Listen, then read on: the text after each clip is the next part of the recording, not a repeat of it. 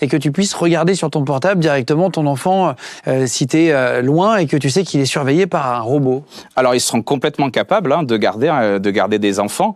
Encore une fois, c'est des robots qui devront être codés, parce que, encore une fois, le code n'existe pas. Mais dès que les logiciels existeront, ces robots-là, ils pourront très bien garder des enfants. Vous pourrez même les paramétrer des alertes. Si vous avez, par exemple, pas envie que vos enfants s'approchent d'une pièce, d'une salle, le robot, il pourra tranquillement dire à l'enfant de ne pas s'approcher de la pièce et de la salle. C'est en fait par rapport, et peut-être que des gens qui nous écoutent, ils ont déjà des caméras chez eux, pour quand ils partent, par rapport à leurs enfants, ils ont déjà ces systèmes-là. Ça sera comme une caméra. Vous pourrez aussi observer vos enfants, sauf qu'il aura la capacité d'intervenir et de les protéger, parce qu'il y a cette notion-là de protection que vont amener ces robots-là. Donc, pour moi, ils auront cette capacité-là. De babysitting. On va parler des métiers. On va parler des métiers.